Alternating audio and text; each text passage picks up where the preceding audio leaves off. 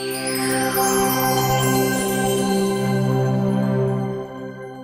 have good news and bad news. The good news, this is going to be a really good panel. The bad news is that it's a little smaller than we had intended. We had Brittany Kelly from Klipsch, the sound people, who's one of our CD exhibitors. She had an emergency and had to cancel late yesterday. And then Alice Deere, who's with Genesis Access Intelligence, has not been able to get here either. So that leaves us with our friend Julee Zack. Come on up, Julie. Julie is with Angie's List, and she is their B2B marketing senior program manager. Thank you, Julie. Good morning. And our second exhibitor is going to be our very own Richard Maples, because Richard actually is an exhibitor. As Shepherd, we do attend a number of different events where we are exhibitors.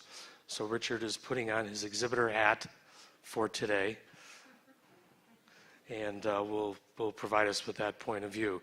So we have a number of different topics that we're going to go through, and we want this to be as interactive as possible. I've got some pre-prepared questions for each of these topics, but I want you all to chime in, ask questions. This is an opportunity to find out what you want to know from exhibitors.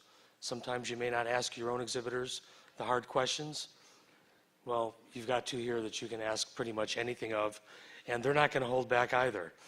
We want them just to be completely honest. And is your mic on? It okay, is. Beautiful, thank you.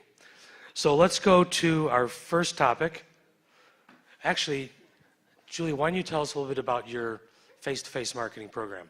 Sure. So, as mentioned, I am the senior program manager for Angie's List. I handle all of our national trade shows and events across the country. The team that I'm on, we're about 2 years new.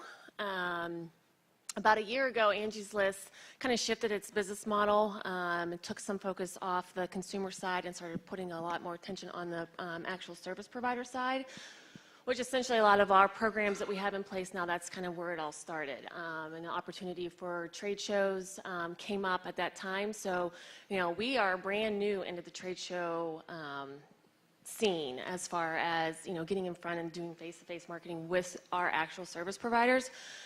We've been doing home shows for the past 15 plus years. You and I as homeowners, Angie's List has always been targeted towards us as consumers. So, we definitely have seen the opportunity to shift gears a little bit and put some more emphasis on our actual service provider side as well. Thank you. Richard, tell us about your exhibiting program. Our exhibiting program is mostly in the face-to-face, doesn't always have the actual exhibit component to it, but is, so when we're looking at our B2B model, it's, working toward getting in front of our customer, and our customer constantly changes. So, 10 years ago, our focus was on the trade show organizers, and then as the economy has shifted, as the events industry has evolved, so has our customer. So our customer went from organizers to events planners, and then the event planner even changed into corporate meetings, because for us, being able to provide all different types of these services, we find that we're having to get into new markets and meet new people that we didn't know. And then as our services continue to evolve too, it opens up new markets. So, thank you. I'm going to ask you both to hold your mics close, if you would be, when you're speaking. Gotcha. Thank you. So let's talk a little bit about success. What does success look like to you, and how do you measure it? Julie? Well, ultimately, we've learned over the past year and a half with shows, we went in with kind of a tunnel vision as far as what success was, but over the past year and a half, we realized it's a lot more than just looking at essentially turning our service providers into advertisers. That's how Angie's List, makes their money, from service providers advertising on the list to us as homeowners and consumers. So, that was our first and foremost key going into trade shows, looking at turning, each individual lead into an advertising opportunity. Since then, it's evolved from not only that, but also, we realize that, when we're still facing it, we go to a show and people are still having the connection as far as, why is Angie's List even here? So the brand awareness is a huge component that we are still building on, even though, it's the most well-known brand in this category, but from a service provider side, it's connecting those dots is why we're actually there. Still a huge, task for us to do. Thank you. Richard, what does success look like for you? Success looks like for us is because our industry is such a emotionally driven decision. One of the things that I continually tell our sales team that you don't lose on price, you don't lose on capabilities. Typically, if you've lost an opportunity, it's because you lost the relationship or you failed to build the relationship.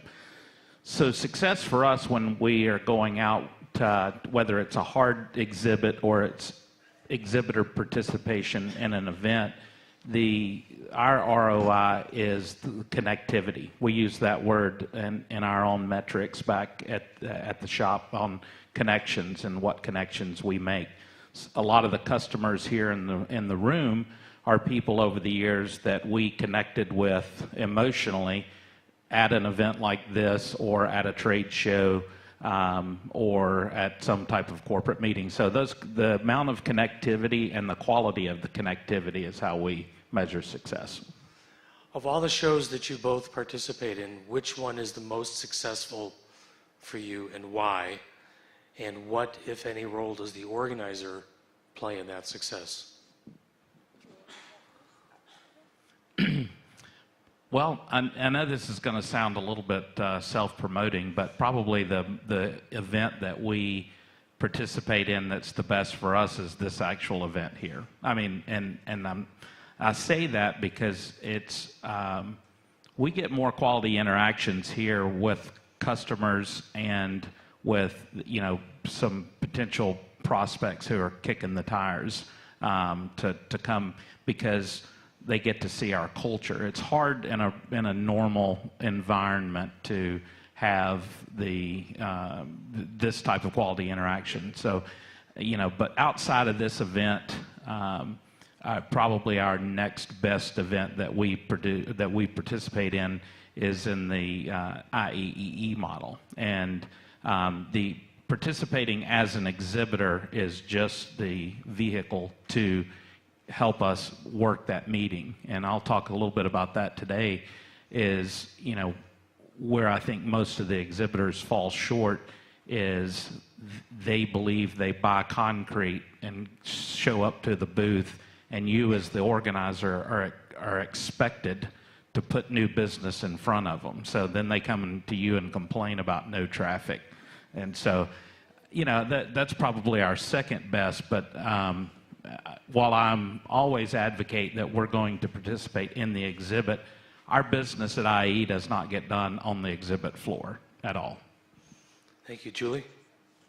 I would say that our best show that we do is the International Roofing Show. It's not our largest show that we do, but it is the best in regards to the return on investment that a roofer can have with Angie's List. They realize that it can take a half a job to return their investment with us and then ultimately, make a substantial amount of revenue from being part of the list. Cool. What are your most common roadblocks to success at trade shows? Drayage.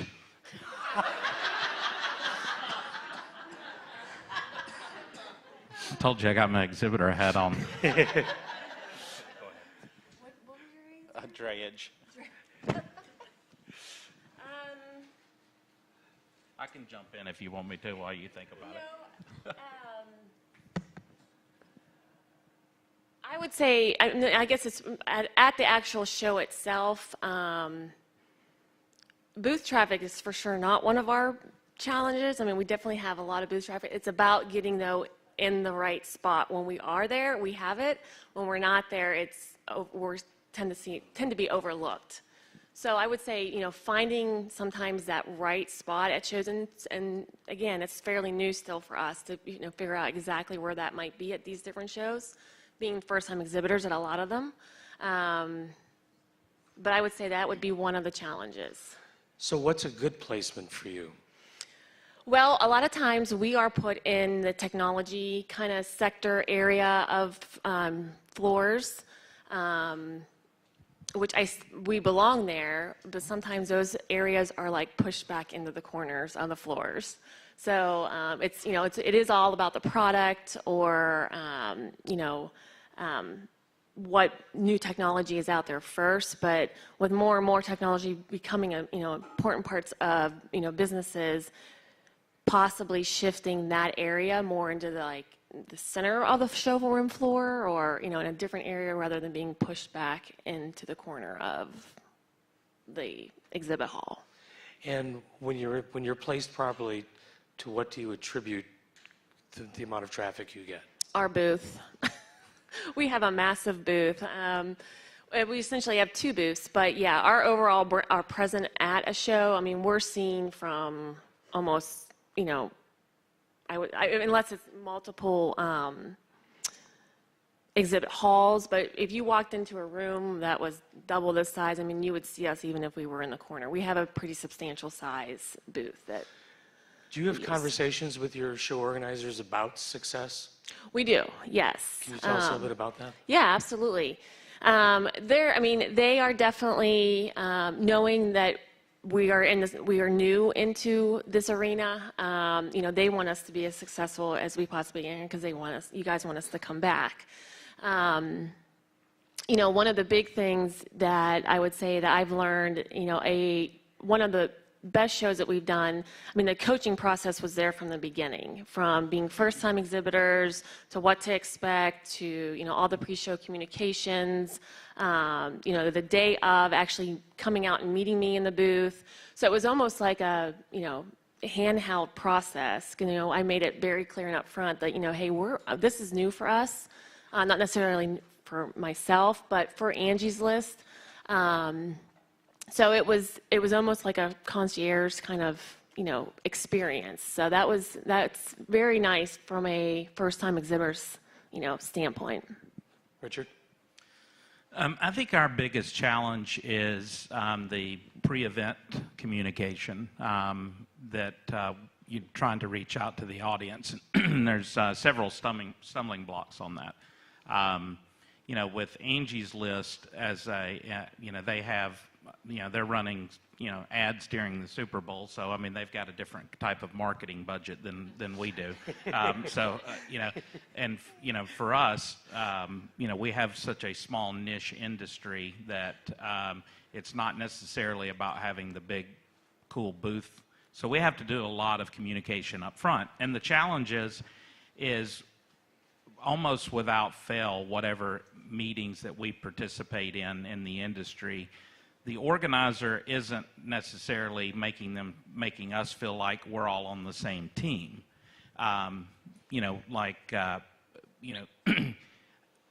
If you're going to get bombarded by, if you attend PCMA, you're going to get bombarded with emails from PCMA, but you're also going to get bombarded by emails from every supplier in the world, right?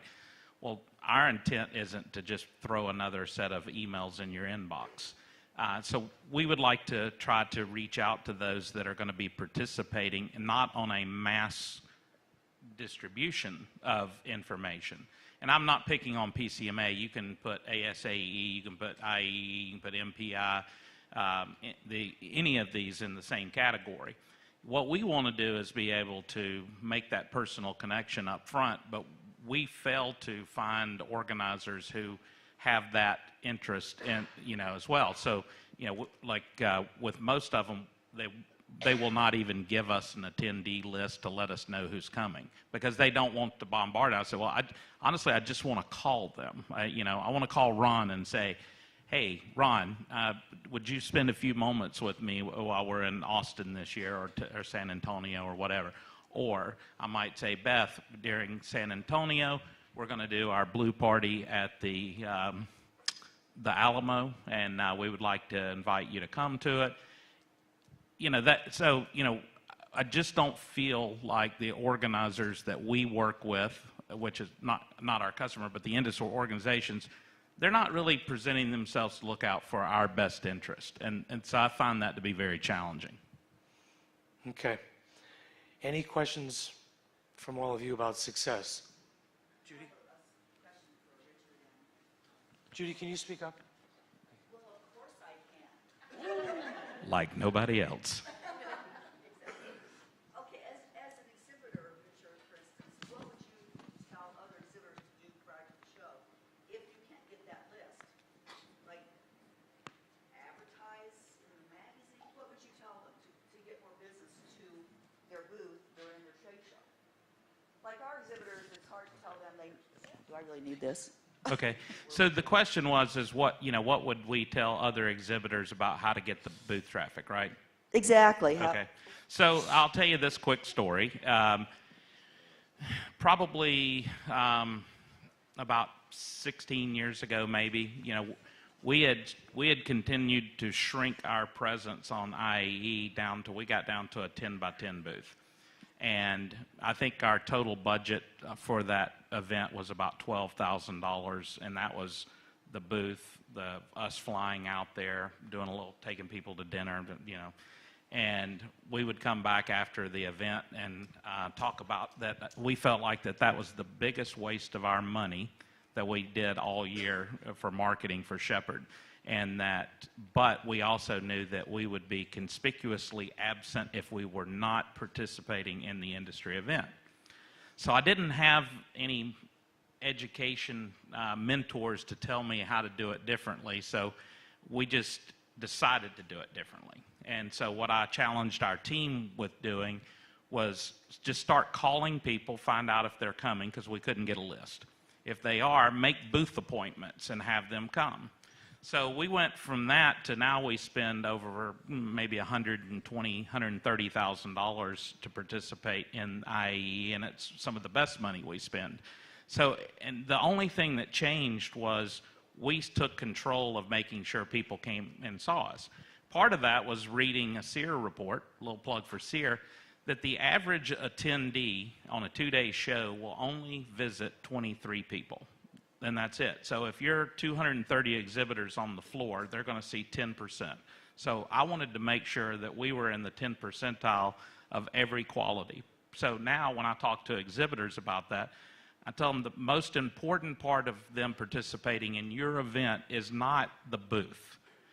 Everybody puts so much money. Now, if you're in brand, like Angie's List, that does become important. But like in our industry and what we're doing, the booth is not important. It's that pre-show communication and getting people to come by the booth.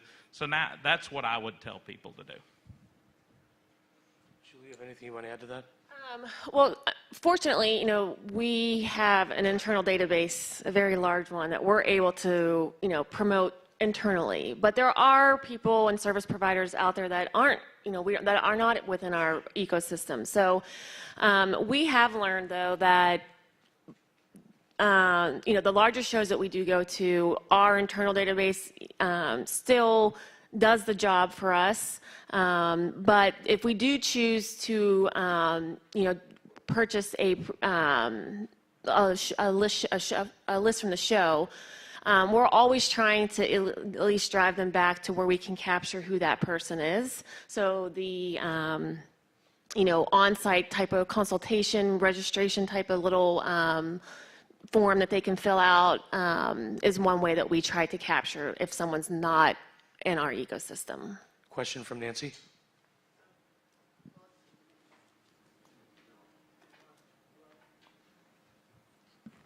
E-invitations, I mean, back in the day, invitations sent out from exhibitors used to be the old-fashioned paper invites, but now e-vites are something that organizers can make available. And I guess you as exhibitors, I mean, have you, I love, Richard, that you talked to, I mean, you just took that step, you know, on your own to invite your prospects, but you should be co-opting the participation of exhibitors in attracting qualified attendees because it's a win-win.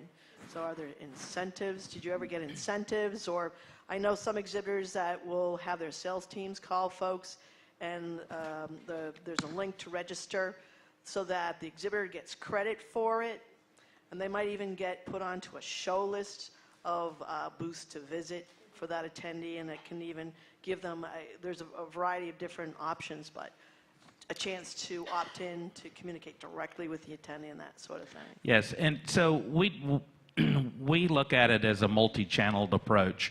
You know, you send out the evites, you send out the mass distribution that way. But, you know, I'm convinced, and I can probably debate anybody on this. So, you know, I keep 1 year's worth of emails in my deleted file just in case I need to go back. If it's happened more than a year ago, it's probably not relevant anymore. So I get anywhere between 68 to 72,000 emails a year, okay? The majority of the time is that I spend with email is on my smartphone. So any ads for shows, any marketing that comes through never gets read. I never read it. Most of my friends that are in C-level are the exact same as me. So we're making the decisions about where our company is going to spend the money, and we're not reading all the digital technology. So I'm not bashing digital technology. That's got a different place, and it's important. But so along with the digital technology, we use that because we do need to attract those who love it. We also send paper evites, or not evites, but paper invites. And then we do the actual picking up the phone and calling people. And because nobody wants to be put into a category of this is the only way you communicate, right? So most of our success has come by the phone, not, you know, I can't even tell you how many people that I've called and said, did you get our invitation that we mailed for the sandbox? No. All right. And then I'll go back to Richard and the team, and they're like, well, I showed delivery on this date and this date and this date. But I think, you know, I mean, so, you know, you just have to hit it from all angles, I think. So in our industry, very familiar, and the push became very hard from house. Angie's List, to me, was a consumer website. How did you go about the shift from consumer to B2B? Well, I mean, it's certainly still consumer, don't get me wrong. However, you know, Angie's List has always had a website for service providers as well. It's just now it's about putting all of that together to where it's working like, you know, like clockwork. In order for us as consumers to go on and search for Angie's List, those service providers have got to get on there somehow. So the whole approach of us getting face-to-face at trade shows with service providers to educate them, to make them understand like why it's important, you know, that's essentially where we evolved from. Thank you.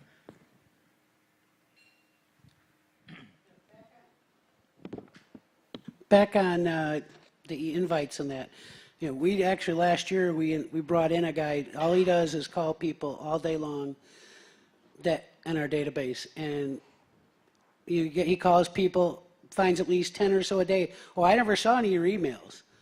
And then we've also increased our mailings, and it's actually helped. We probably had a 10% bump at this year's annual meeting based on that. And several we know are attributed directly to his phone calls.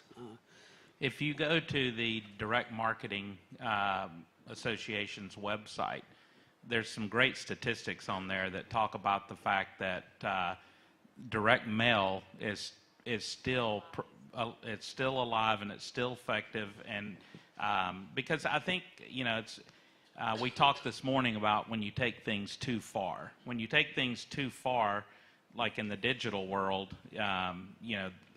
which so many people have, that's why we get 68,000 emails a year, because that's now this communication tool that everybody wants to. And there's people ask me all the time about on the digital side for our company, would you like to get into retargeting, and would you the digital? I said, well, it's not a great return on investment for me, but it would be a great return on investment for you as an organizer if you're not already doing it.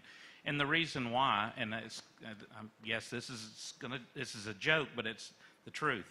I tell people, our product is almost like buying a cemetery plot.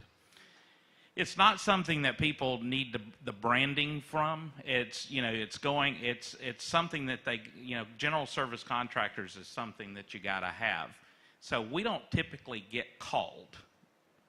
We're calling our potential customers. So from the branding thing and back to your points about the call, the direct mail, I still think that that's extremely effective.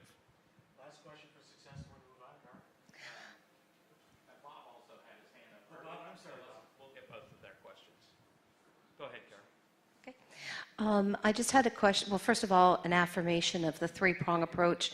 It's the oldest marketing skill set in our toolbox, right? So I definitely agree to that, and I can attest to that three-prong approach, whatever those three prongs are. And old school is not outdated. Old school still works as well. Having said that, how do you attack your messaging and your branding, and how early do you do that, and how do you integrate it into different forms of media?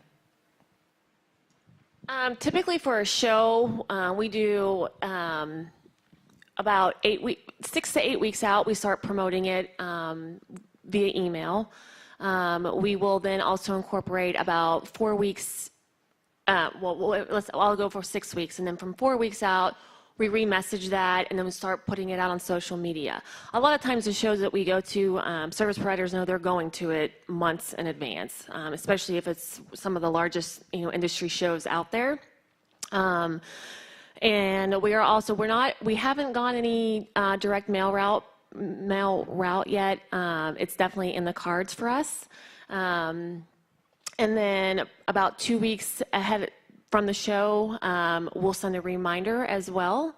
And then in each of the communications, we keep adding a little bit more information about us being there, whether we're going to be doing a giveaway or a happy hour, or we do the consultation. Register for the free consultation.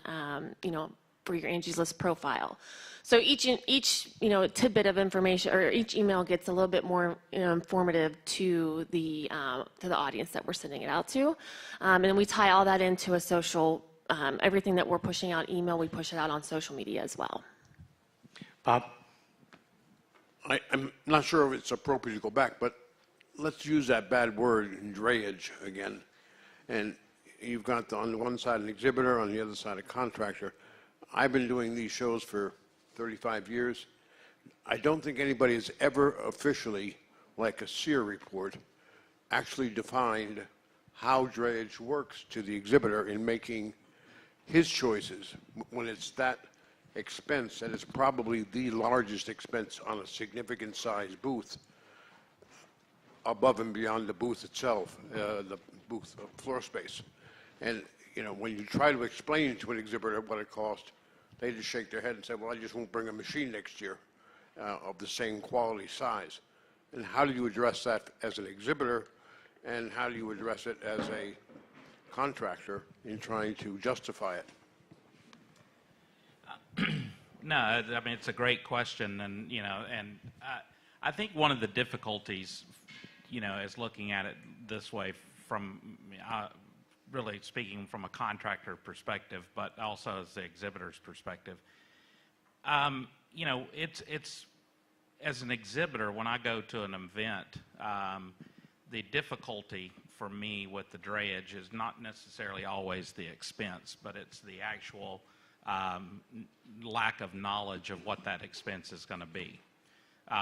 So one of the things that, frustrates me as an exhibitor is going to a show and shipping all of our stuff to the show, and then you get that drayage bill at the end, and you're thinking, well, that's probably 3 times what I budgeted.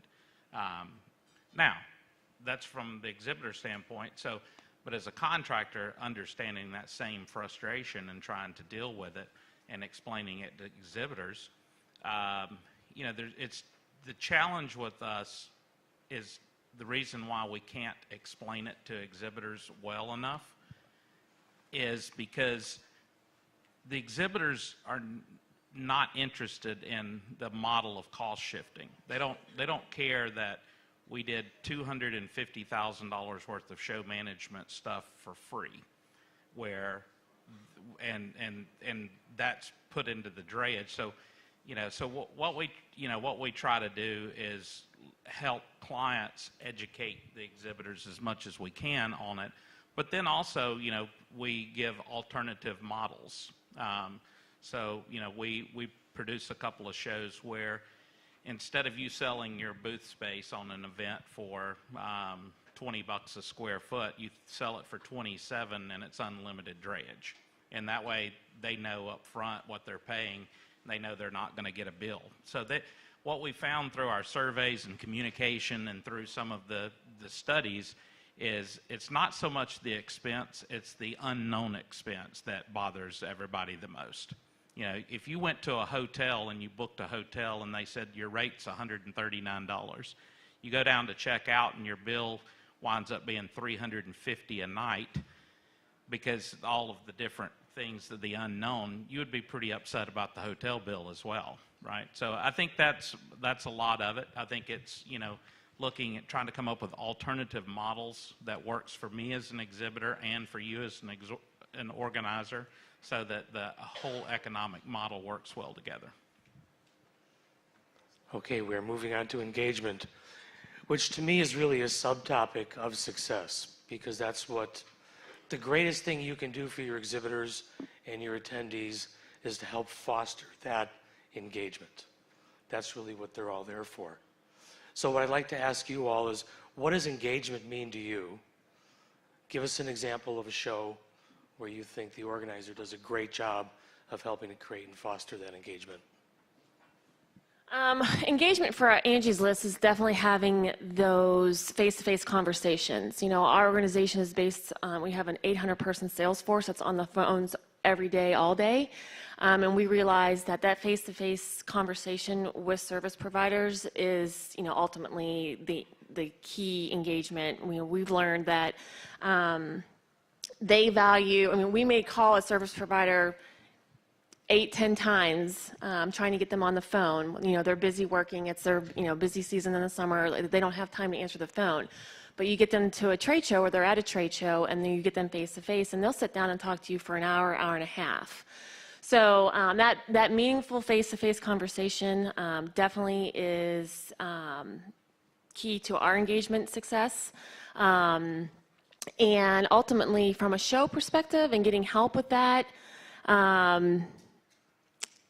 again, I think it probably just goes back to, the show understanding, what our key opportunities are for being there, and allowing us to get the most exposure, while we're there.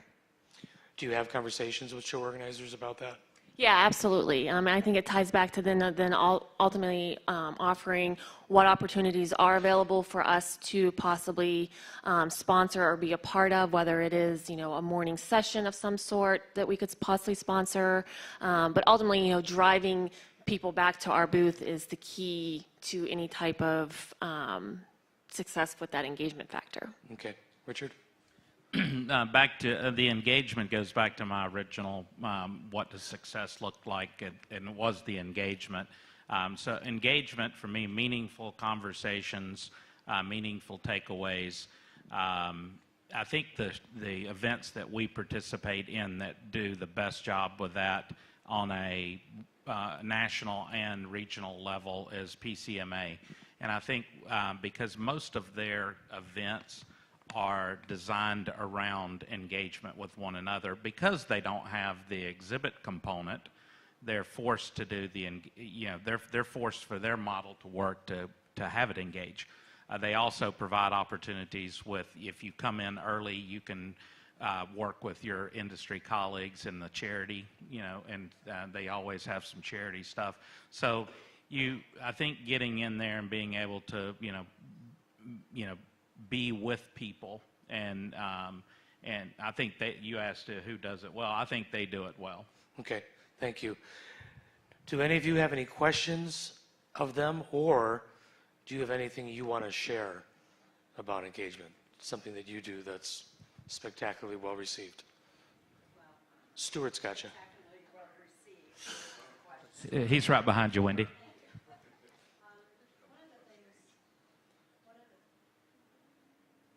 One of the things that that I, as a meeting planner, and I've been with my organization for 20 years, we really try to stand out. We have a lot of competition. Pharmacy is not one of those things you build it and they will come. There's probably 4 or 5 or 6 other pharmacy associations vying for our attendees' attention. But our exhibitors are extremely important to us, of course, and we do try to treat them like our customers. One of the events that we have is the opening reception in the exhibit hall. And I'm hearing, it used to be a great thing where you come in, the attendees come in, they mix and mingle, they can get some, we don't serve alcohol, unfortunately, because of our policies, but you can buy it. And we have a nice array of food, and we have some entertainment, and we have a theme that goes along with it. So we really try to make it a fun, engaging start to the annual meeting. It's a 2-hour event.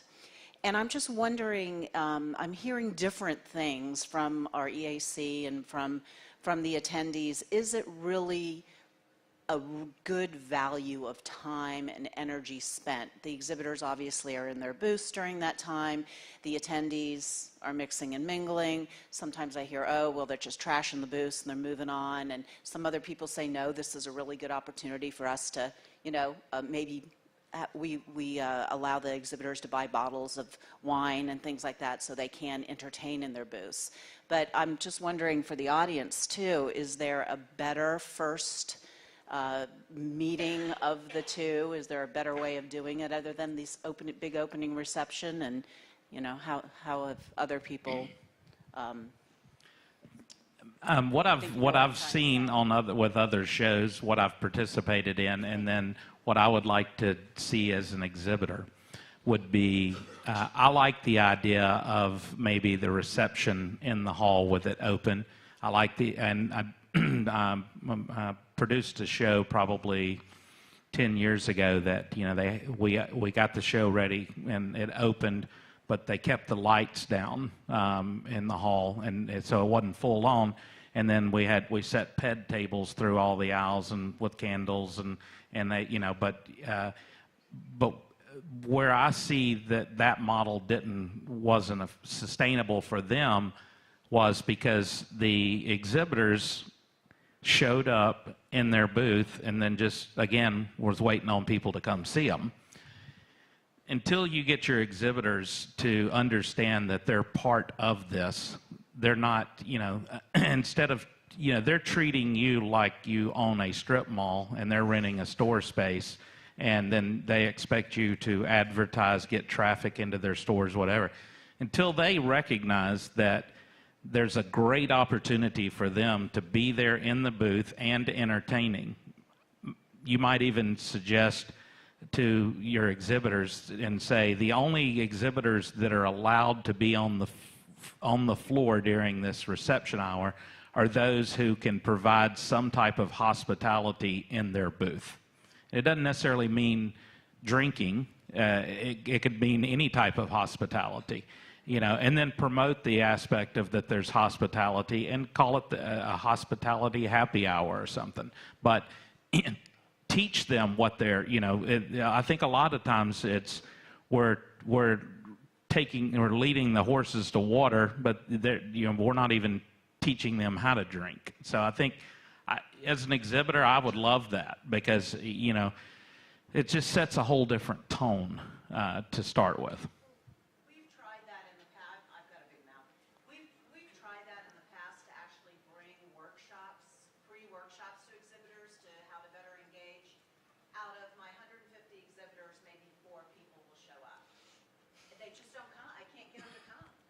On the exhibitor academies that we do for our customers, for those who want them, we found that there's usually about a 25 to 30% participation rate in those. But you know, and we've even started thinking in terms of coming up with some creative ways to get people, like if you attend the webinar, watch the webinar that's online, there'll be an event code in there, and if you enter that in on our website, you get 3% off of your drayage or something, and sent them. Maybe you come up with your own incentive to put in there on event code. It just says, hey, watch this, and we're paying you to watch this. We're paying you to get educated. Any other engagement? Stuart in the back. Hi. We started some, and I'm sure you all have done it too, but we're finding in the medical arena that exhibitor tours with specific groups within your medical disciplines have really worked well. So for example, let's say we have a fellows program. We'll literally ask them what companies or products they want to see, and then we provide them with, well, these are the companies that make these products. But then we go a step further and we'll create groups, and we'll let those companies know that we're going to bring, like, say, 20 fellows to that booth so that they can gear their presentation in the booth specifically towards that fellow. And that fellow is in training before they become, say, actual, surgeons or, electrophysiologists or whatever they are. They've really been well received, and I didn't know if anybody else was doing them and if they're having success as well. Anybody else? We are doing something like that. We're actually doing it for prospective exhibitor engagement, and it's been very, very successful. It's not only been successful in terms of obtaining new exhibitors and prospects, but different categories. We do our engagement specifically. We started it through our registration system and calling out data on different individuals and who else we might be targeting outside of our known ecosystem, to use your term. Mr. Wolf. Hey, Stuart. Nancy's got the next question over here after Doug. I was just going to say the two examples that were just shared really resonate with me, because I think one of them points to personalization for that attendee experience that we're seeing in all forms of marketing come on the scene due to data and due to the pervasiveness of the data that we have on our customers, that we can collect on our customers. And so giving them that experience, the better the experience, the better the engagement. If they're able to customize, again, I want to be able to, because I'm looking for these things, and so I've developed a customized tour to take me on that journey. That follows what we're doing as consumers, as we're personalizing the things that we do with the things that we work with as consumers. And so I thought that was a really, really nice point, and it could resonate with a lot of different shows, because regardless of industry that you're in, regardless of who your audience is, that's kind of the direction that things are moving. To follow up on that, last year at the Sandbox, we had a speaker that did journey mapping, and we now use that in all of our meeting planning internally, but we also use it in our internal training as well for our sales team and account executives. And in essence, what we're doing when we do this is I have a giant dry erase board wall in my office, and we'll sit down with our team and go in there, and we create the avatars, because I've got salespeople who are 65 and I've got salespeople who are 25, and you can't teach, train, or get the engagement with them. Just like we've got clients who are 70 and clients who are 20, and there's the 5 generations in there. So we create avatars for everybody, and to these personalizations and creating your attendee avatar. Who are they? Take them through the journey map. Where are you first touching them? How are you touching them? Where are they engaging? What are they going to want along the way? So I mean, those are great programs to do. By the way, his whiteboard isn't white. It's Tennessee orange. PMS matched. PMS matched. Nancy. I love that fellow's idea of the whole notion of birds of a feather, moving through an event together. Another example, based on the research on engagement, an automotive engineering show has redesigned their approach. So those who are in specific education tracks off the show floor are timed to have their lunch on the show floor itself. They've got a food service area, so they're timed to have lunch together on the show floor, therefore trying to stimulate, walking through the show floor together, those who are of a similar discipline by that engagement thank you. tactic. Scott? Stuart? Scott in the back?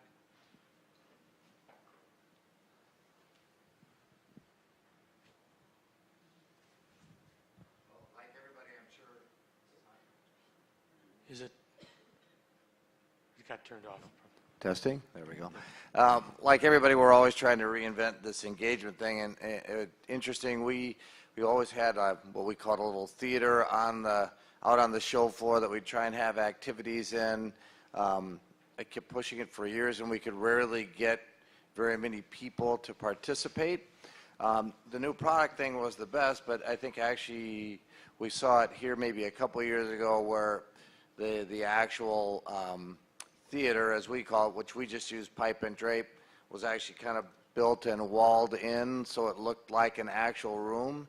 And we did that this year, and it was mind-boggling. All of a sudden now that made it like the most popular place on the show floor. And so it got people into the center of the floor, and we used it for all the new product things, and it really got a lot of really great engagement. So that was a really good thing for us. And we do the opening night reception, as you mentioned, on the show floor for us, and it's only a couple hours, and I think that's where we kind of shrunk it down from 3 hours to 2 hours, and our exhibitors tell us, and we're an exhibitor too, that it's by far the best 2 hours of the whole event, and it's really great engagement. So I always worry that words like engagement and experiential design become buzzwords, and we kind of lose sight of what they really mean.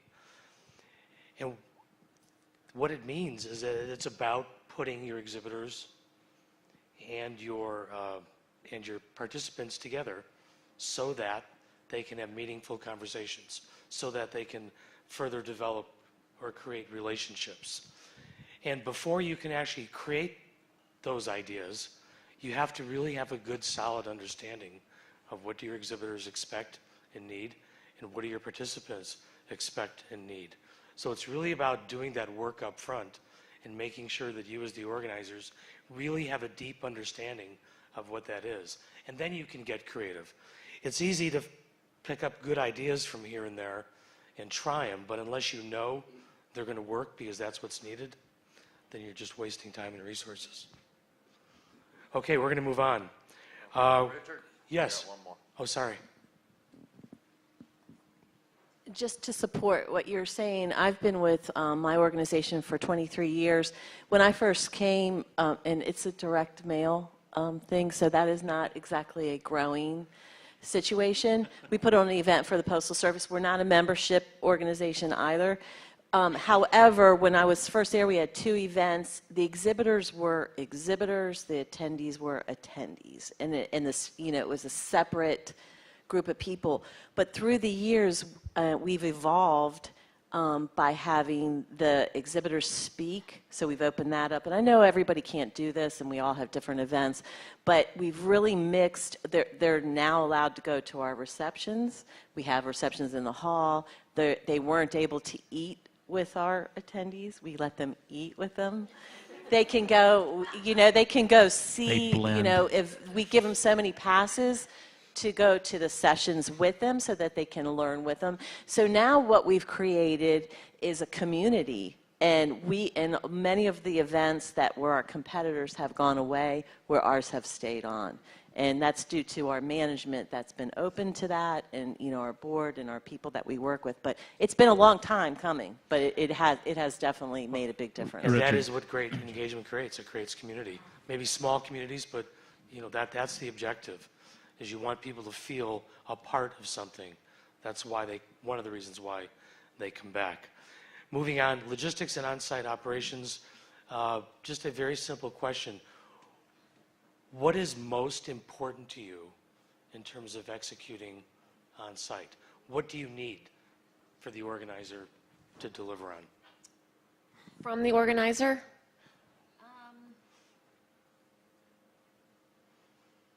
That's a good question. I would say a lot of the needs that I have are from our booth company that we use. So a lot of my stuff is taken care of before I get there. But from an actual on-site standpoint, I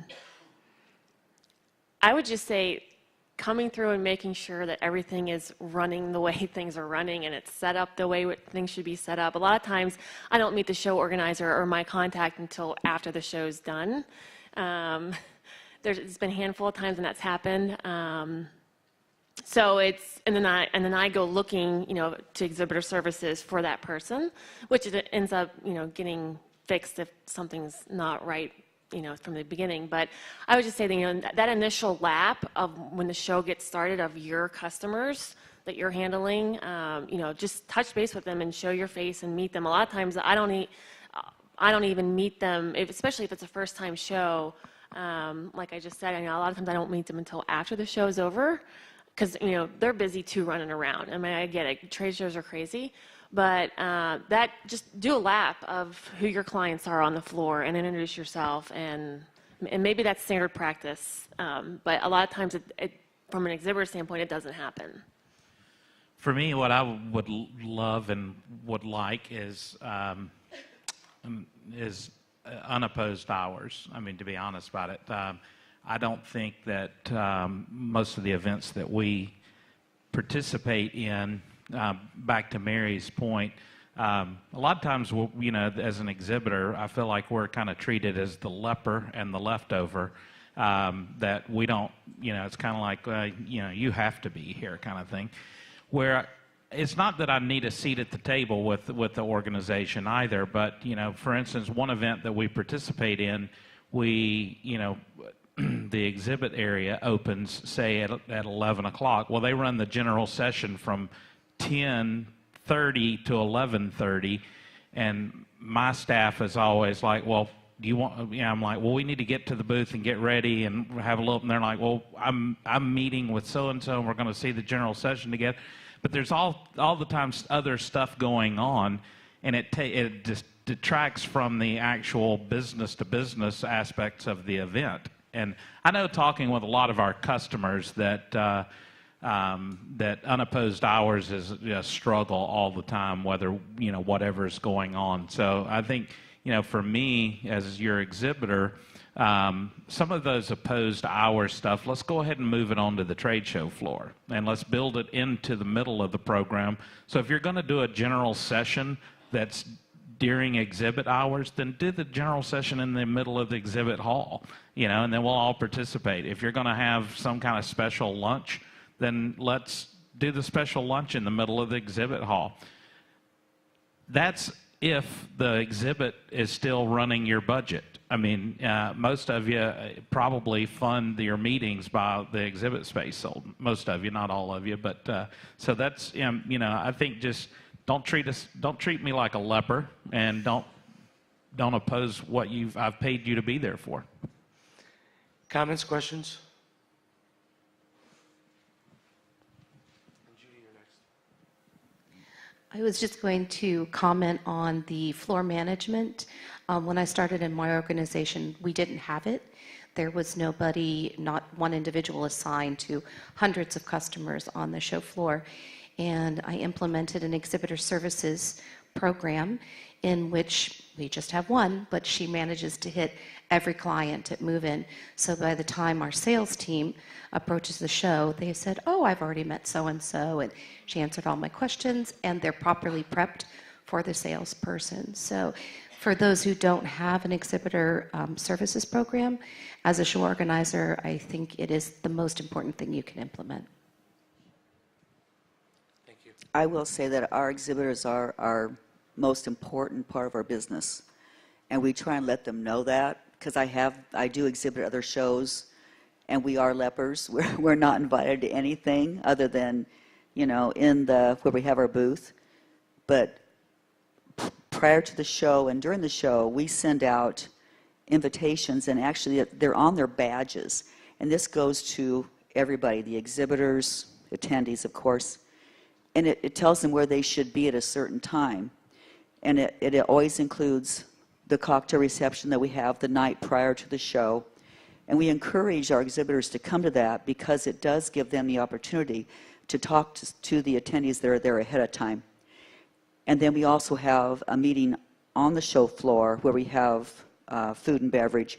And again, we encourage the exhibitors to, be in their booth and invite people back to their booth, and to have things in their booth to get people to their booth. So, our exhibitors are the most important people that we have in our business. And so we do try and treat them with like royalty.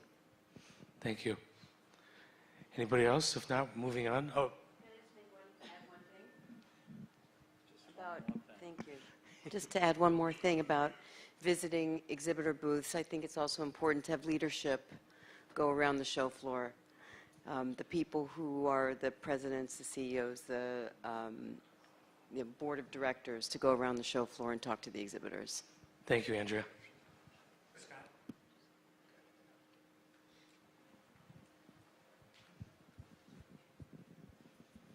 Thanks. I was just going to add one quick thing. We actually, the night before, probably the last 4 years the exhibit's open, we have an exhibitor only, just kind of happy hour that we invite them to. And, we probably only get 15 or 20% of them to come.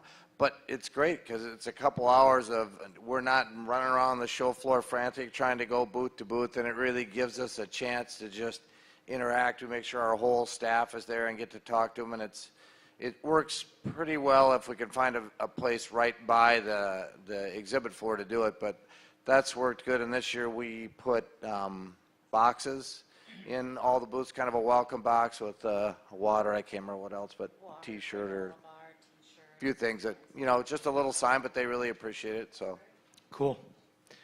All right, we're going to move on. First, I'm going to do a commercial for tomorrow. Norm Gritch from Expo Sync is here with us, and Norm is the last presentation of Sandbox, but it's going to be a great presentation. You want to be here for it, so please. I know that Norm is last, but you really need to be here for it. I think you're going to learn a bunch of stuff that maybe you hadn't heard about before. But data from an exhibitor's point of view, what's important to you in terms of data to help you measure your success, get your folks there, and what role should or does the organizer play in it? Data for us, we look at a show, we learn quickly, that it's not necessarily, that attendee number that sticks out. That's like the first question that I'll always ask. Well, how many attendees do you have? And then I'll drill down from there. Because we look at not the total number of attendees, but we want to break up what that attendee makeup looks like versus, in our world, manufacturers, from distributors, from contractors, and we learned quickly that, 20,000 is a big number, let's say, but roughly we're really only looking at maybe 11 or, even less than that, depending on, because, we learned that companies you may have, and that's another big question I'll ask is, out of all those attendees, actually, how many companies are attending? You might have 5 people per company that are actually going. So, we look at, one, the number of actual contractors that are at a show. That's our main target audience. And then 2, how many actual companies are actually there. And then we did kind of look at that, kind of figure out, based on where the show is at, is it worth us actually doing our full setup? We are fortunate to have a scalable type of booth program. So, those are the two big things that we look at from, deciding what shows to go to and, what type of booth setup we should be looking at. Okay. For us, similar in not really caring about the numbers. I've never asked any event that we've participated in what the total attendees were, because it really didn't matter. If I go to an event and there's 8 quality attendees there, just 8, then I'm okay with that. So it's what is the return on investment? If I go and there's 29,000 and we book no business, we have no engagements, no relationships, it doesn't matter. So, it's more about, again, drilling it down to, what is the quality of the buyer coming? I attended my second favorite meeting in the industry behind this one a couple of weeks ago, Sam Lippman, it's the ECEF meeting. And, he has 200 people in the room. Kimberly was there with me, and she could attest to this. I don't know if anybody else here was there, but, there's 200 people in the room and probably 50-50 on the supplier side to the organizer side, right? But that one-day meeting, I had more engagements with the right people in our industry in that one day than I'll have the rest of the year at any meeting other than this one. I mean, and I'm not like trying to backpedal to say that either. I mean, that's why we have this meeting. But so it's, to me, that data of knowing who it is, the quality of the who it is, that's important. And, as we had Sear come and speak, the data is very important for us on, what makes up the meetings and, taking that data, because that data is driving decisions. And I will also plug Norm tomorrow, because I spoke with Norm for about 15 minutes and then learned he needed to come and talk to you guys when I first met him. The statistics that he has and about data use is phenomenal. Just by a show of hands, how many of you actively package and provide data and information to your exhibitors? Okay, thank you. Cost and pricing models. What works, what doesn't? Julie?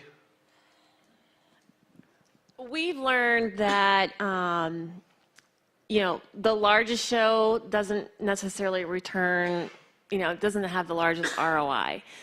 But we've also learned that the smallest shows are just as expensive as the largest shows. So therefore, we have implemented, a scalable type of trade show program where, we're not going to be taking, to a show that's 5,000, attendee, they're expecting 5,000 attendees. We're not going to be taking, our booth whole setup that we would take for a 100,000 person show. So we basically look at a model to where, if it's 1 or 2 people that we're taking from Angie's List, our model is very, it's very small, it's very budgeted, it's very tight. Where we know we look at our larger shows and the amount of people that we're actually getting in front of, we're gonna invest some money in it because we know it does return for us. Okay. So a scalable, to me as an exhibitor, a scalable trade show program is very important. Anybody want to share? You didn't ask me. My call. Oh, I'm sorry. I assumed you would jump in. No, I'm going to. Now, for me, I think in there is, I'm going to use kind of an analogy that, you don't want to invite the guy over to cut your grass whose yard looks like it's trashed, right? On the flip side of that, you don't want to have a plumber come to your house in a Maserati.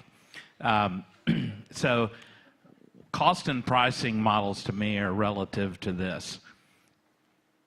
If you're doing stuff at your event just because you've got some cash to do it that's not relevant, you're sending a message to your audience who's paying the bill, okay? I'm not going to speak specifically of the industry, but one of the things that's always bothered me is an organization in our industry that's continually hits us up for money all the time, and we spend a lot of money with them, and then I see their leadership flying around the world, and I'm thinking, that's not a very good steward of our money collectively as a community. So what cost and pricing models work for me is the ones where I see you as my organizer investing back into the show, not in bolstering your staff and, windfall trips for the teams and things like that. And that is a little bit aggravating for me to where I'm investing that money. And you're not talking about SEER. And I'm not talking about SEER.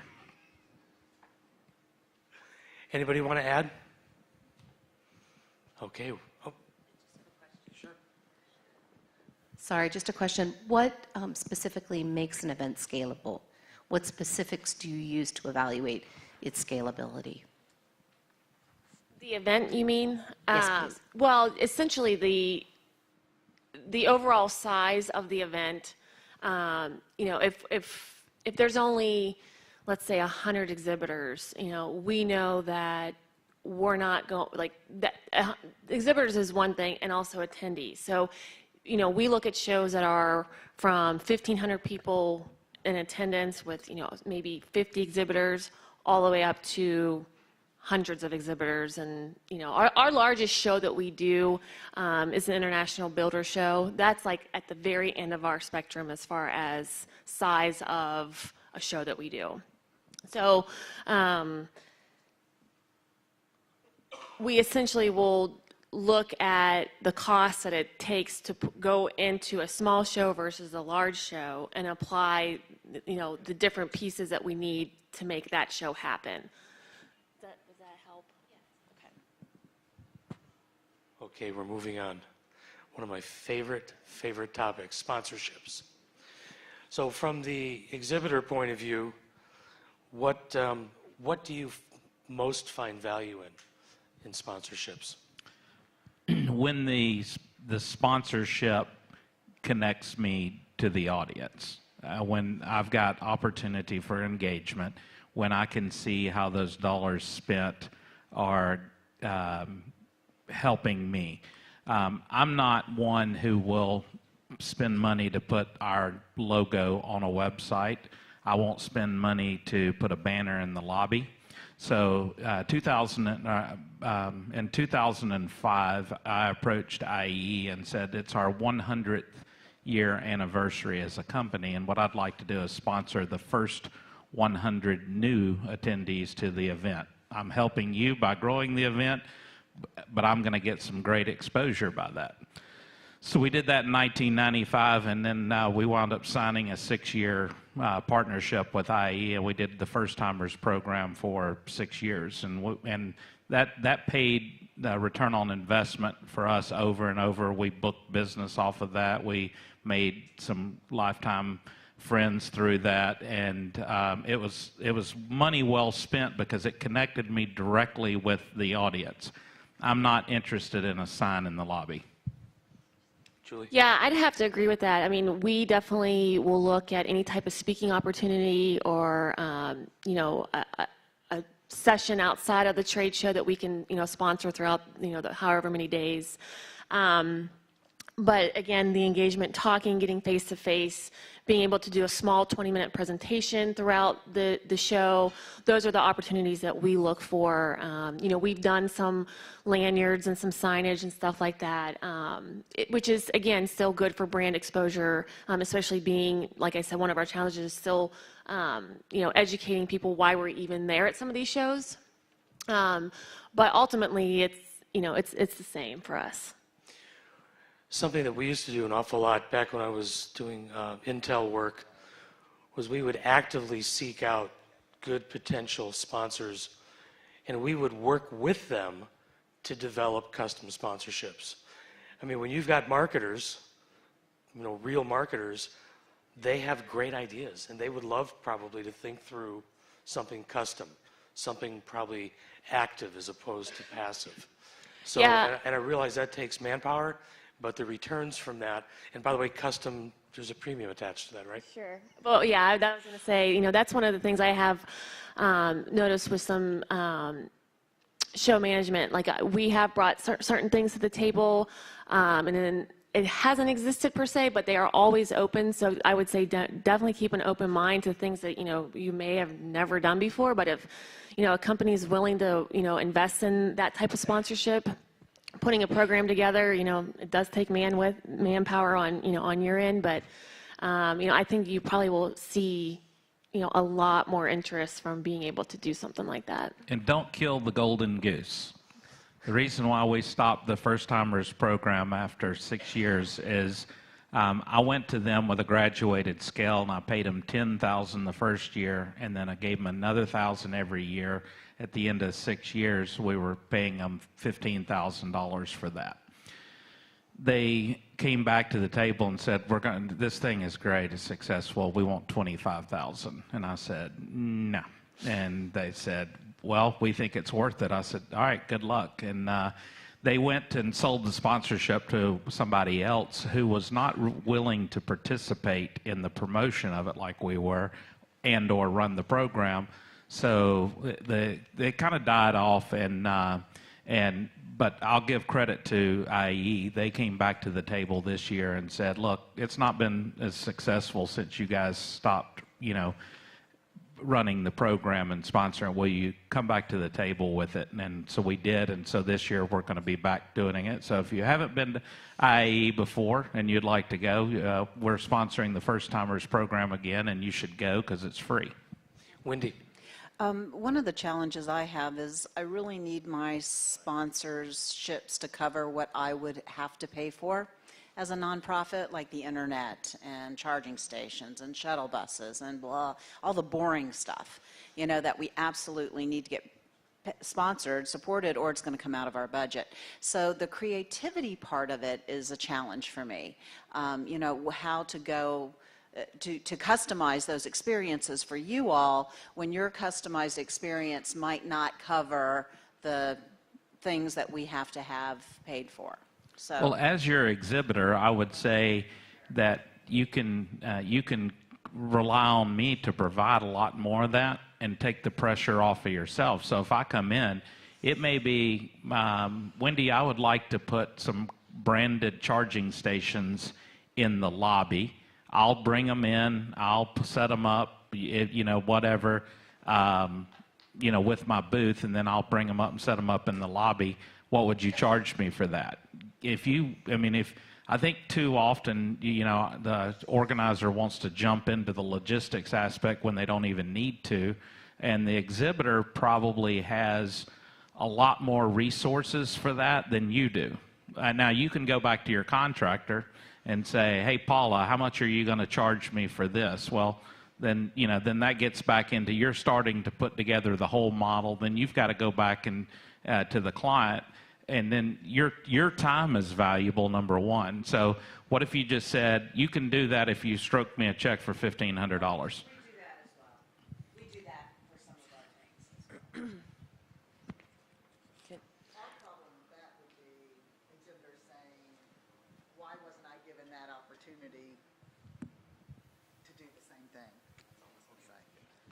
And I understand that. I mean, you know, because they could come in and say, I didn't see that on the rate sheet.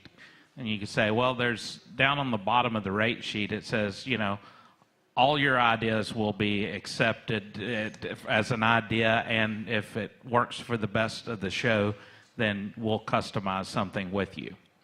That's kind of like you write in the job description, and other duties as assigned. Going back again, I started 23 years ago and developed a sponsorship program. Our event had huge companies like Pitney Bowes, and then we had a lot of mom and pops. So when I started the sponsorship program, I wanted to be able to offer something to everyone. So I created a package that every single sponsor would get. And one of the things that we did, and I started with taking it off of our bottom line. Like, I did not want to purchase something new and just exchange the dollar. So we hit all of our receptions and stuff like that and tried to create an event that they would get exposure at. And then I have $500 simple things, but they all get this, their logo on the wall of honor is what we call it. It's behind reg. I also under promise everything, and so I throw any, you go into a building, you get new opportunities, I create and throw their logos up. We were just in Baltimore Convention Center, and the structure of that building is beautiful inside, and I took, it's got these beams, and so instead of putting it behind the wall, I took this whole square and put clings of their logos. So I've already got people calling me now asking how they get their logo up there, and so ours range from $500 to $20,000, and everyone can have an opportunity. And I also do welcome anything new. We have someone who wants to do an artist at our sessions and that sort of thing. But that, I often have people come to me and say, you should do gold, silver, and bronze. And I'm like, it doesn't work for us. It doesn't work. And I can never get anybody to do like a whole reception, but at least I can get a chunk of their money, and as opposed to not, having something, because our people just can't afford it. So. Last comment, Doug? I would just say that, and you may already be doing this, but we look at the totality. So we line up all of our sponsorships, all of our costs. We know the margin that we need to make totally with everything added up together. And so that allows us, we know there's some sponsorships like Wi-Fi, like shuttle buses, that are just hard to make money on, right? Let alone cover your cost. But then those high value sponsorships that have content and thought leadership, you can make a pretty penny on, get a really good premium on. So in the end, you're compensating for what you're losing, right? Because you're getting so much more on those higher dollar sponsorships that when you total everything up, you're coming out on top. You can do that too through bundling. And so we make it a standard practice instead of doing a la carte and just saying, pick and choose. We try to work with them, and we'll interchange out certain benefits. We'll add certain benefits. We'll package things together that are multiple sponsorships under one budget conscious vendor. And that way we accomplish what we set out to do, and then we can always allocate what we need to, but in the end, if it works out and we're making money off of it in totality of it, it's good. Thank you, Doug. Okay, we're going to do our very last, let's do one more in the back. I just have a question. So all of our clients, when we do our cost analysis for our sponsorships, there's a profit margin that we absolutely have to meet every year. And it's different depending on the client. I was just wondering in this room what your average profit margin is that you try to hit for your sponsorships. Like, is it between 60 and 80? Is it between 40 and 60? I was just curious. If anybody wants to share that. If they don't, I understand that. You write on a piece of paper, fold it, and dump it in the hat in the back. If it's somewhere between 0 and 100, just raise your hand. No, just kidding. Maybe you can hunt Anna down during the breaks and let her know. But the thing about it is like for us for this event, for the longest time we didn't have any sponsors, and we really still don't have sponsors. It's more along the lines of, and as I told somebody at the break this morning, they said, is it okay if, as a vendor, that I participate in this? I said, you're not a vendor. If you were a vendor, you wouldn't be here. You're part of our family. This is, at the same time, you put on an event like this, and we're not out trying to make it a profit center for us. Now that's going to be different for you guys, but what we try to do is give. We don't go out and sell sponsorships. It's those who like to participate in the meeting. We use what money that they give us for recognition to try to make the meeting a little bit better for you guys. So anyway, that's all I'm going to say about that. All right, last question to our exhibitors, and then we're going to move on to our next segment. If there was just one thing that you want all of your show organizers to know about you, about your program, what's most important to you, what would it be? Richard? what's most important to me that I would want you to know is that I don't communicate the same way that everybody else does. But there's probably people in the room that communicate to me. I went to an event recently that we participated in. I walked up to the, and I'm going to use the rabbit ears, customer service desk, which I later called the no customer service desk, or customer no service desk. I said, I'm supposed to be in a meeting and meet somebody at 10 a.m. in your program. Where do I go? And they said, you can find it on the app. I said, well, I didn't download the app. I'm not an app person. Well, then you can go and find that on the web. And I said, do I look like I'm carrying a laptop with me? And they said, okay. I said, I tell you what. I said, let's make this real simple. Take your finger and just point, and then I'll go in that direction. And they said, go down there. And I said, thank you. So I went down there and I found somebody else, and I said, okay, she pointed me down here. Where do I go from here? You can find that on your app. And I said, okay, I had to go through this again, right? When I say you take meetings, when you go to the extreme, don't alienate segments of your audience, because you've got people like me that are 60, and then you've got some 20-year-olds. I call my kids on the phone. They don't answer. They text me back, what you want? I want to talk to you. So, you gotta treat me the way I want to be treated as your exhibitor. Don't put me in your box. Don't put me in your communication style. I would have to agree with that for sure. And then in addition with that, feeling valued, knowing, whether you're one of 10 exhibitors or one of 250 exhibitors or however, 1,000 exhibitors, that value, the return has to be there for us to be there, but I will guarantee that, a successful show, as I mentioned before, coming back to it is going to happen again for us.